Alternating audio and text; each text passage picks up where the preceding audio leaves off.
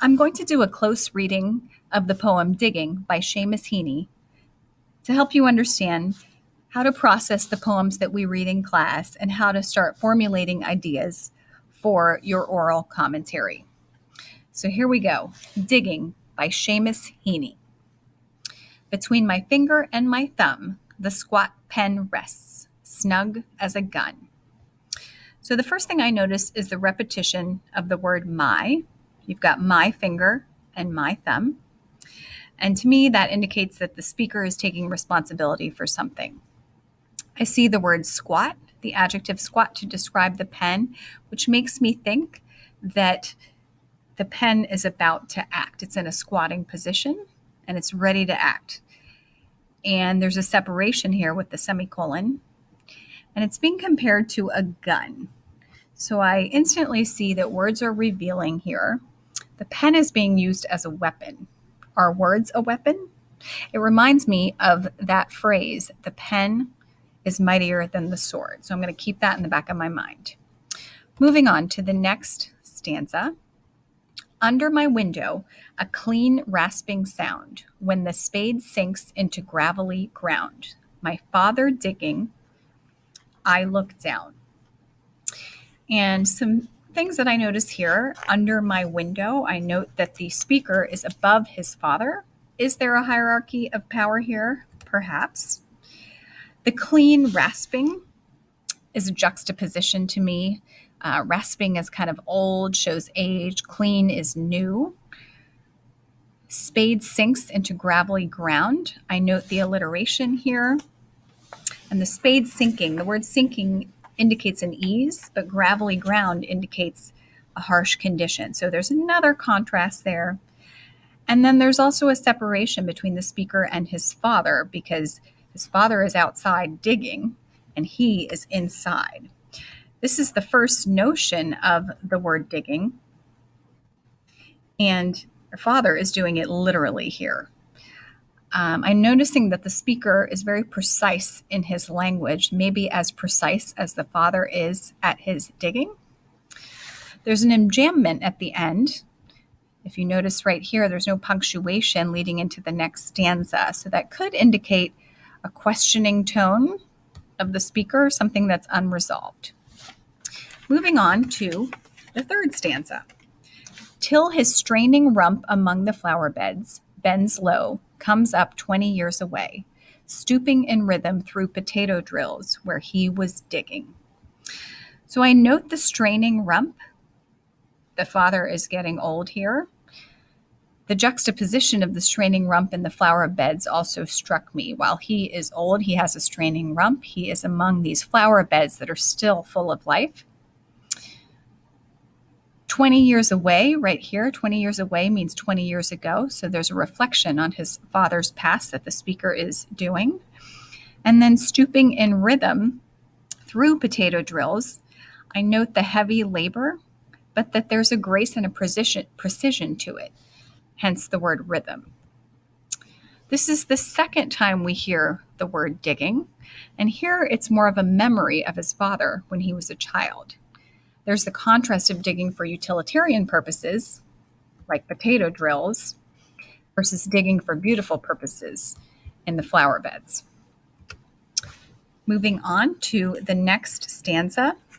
The coarse boot nestled on the lug, the shaft against the inside knee was levered firmly. He rooted out tall tops, buried the bright edge deep to scatter new potatoes that we picked, loving their cool hardness in our hands. So I note the authority of the coarse boot, the lug, the shaft, the rooted, buried, all this very technical terminology versus the gentleness of the inside knee and the words nestled and loving. So that tells me there's a skill to digging, but also a grace, kind of like the rhythm from the previous stanza. The tall tops and buried bright, the alliteration here really highlights to me that the work is hard. The fact that it's the inside knee that he's resting it against, it's a more vulnerable spot. Maybe there's a contrast between strength and weakness here. And then he introduces the pronoun we right here. So I see that there is a connection. While there was a separation before between the speaker and his father, now I note a connection between the speaker and his father. Moving on to the next stanza. By God, the old man could handle a spade, just like his old man. So now I know that this tradition of digging goes back for generations, and there's a wistful appreciation and respect. And here I'm noting a separation between the speaker and his ancestors. Can the speaker handle a spade in the same way? Not sure. Going to the next stanza, my grandfather cut more turf in a day than any other man on Toner's bog. Once I carried him milk in a bottle corked sloppily with paper. He straightened up to drink it, then fell to right away, nicking and slicing neatly, heaving sods over his shoulder, going down and down for the good turf, digging. So now we're introduced to the grandfather. So this is, again, a generational thing. And we learn about Toner's Bog, which is a field in their neighborhood. And I also note that the grandfather is an even more skilled digger than the speaker's father. The pronoun I shows a connection between the speaker and his grandfather. But there's a contrast there noted in the word sloppily, describing the speaker, and straightened up, describing the grandfather. Seamus doesn't seem to have the skill that his grandfather does.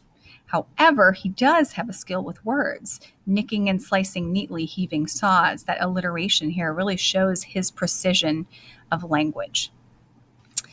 And then for the good turf, digging. Digging is set off as its own sentence. It's almost a reward, something to take pride in. Moving on to the next stanza. The cold smell of potato mold, the squelch and slap of soggy peat, the curt cuts of an edge through living roots awaken in my head. But I've no spade to follow men like them. The cold smell of potato mold, the squelch and slap indicate the speaker's memories. He digs within himself by conjuring up these memories in a poetic way, by conjuring up this strong imagery. The living roots, I note the double meaning in living roots, the actual roots that the father and grandfather are digging, but then also the roots of heritage, connection to the past. Awaken, to me, is a sense of inspiring. And then you have the word but here that again shows that contrast between the speaker and his ancestors. The speaker can't handle a spade and has no spade. Is there regret here? Possibly. And then we go to the last stanza. Between my finger and my thumb, the squat pen rests. I'll dig with it. And I note the repetition of the first stanza, and now we have a full circle ending. Because if we go back to the first stanza, it was between my finger and my thumb, the squat pen rests, snug as a gun. So here we do have the repetition. However, he does take away snug as a gun. So I'm sensing that he will dig metaphorically with his pen, unlike his family, who digs literally. His tool is not his spade, but it is his pen, and he will use it to search for meaning and those connections between him and his ancestors, his father and his grandfather and everybody else in his family who took their living from digging, from that manual labor. That final line doesn't have a semicolon, unlike that first stanza, which to me indicates a definitive statement that gives the reader a pause for thought. So now that I've gone through the poem, if I want to organize my ideas into a more formal commentary, which is something that you will need to do for when you are presenting your poem to the class, now I'm going to think about some possible umbrella statements or more thesis statements that I can organize my ideas under. So here are some possible ideas that I might take this poem. I might take this poem in any of these directions. I might focus on elevating the concept of digging as a theme in this poem. I might comment on generational relationships and the juxtaposition of sloppy versus neatness. I might talk about the precision of language versus the precision of manual labor. And I might talk about the importance of judgments. I might talk about a combination of these, but keep in mind that you only have about 8 minutes to deliver your commentary, so you can't talk about everything. You really have to focus your commentary around one or two key umbrella statements, and then you have to find those moments in the poem that support that statement, and then talk about the purpose and the effect. Finally, I want to show you what my poem looks like after I go through this close reading. So here is a picture of what it looks like. And you can see all of the annotations on there, and really everything that I just kind of walked you through is what I wrote initially after reading or while reading the poem Digging by Seamus Heaney.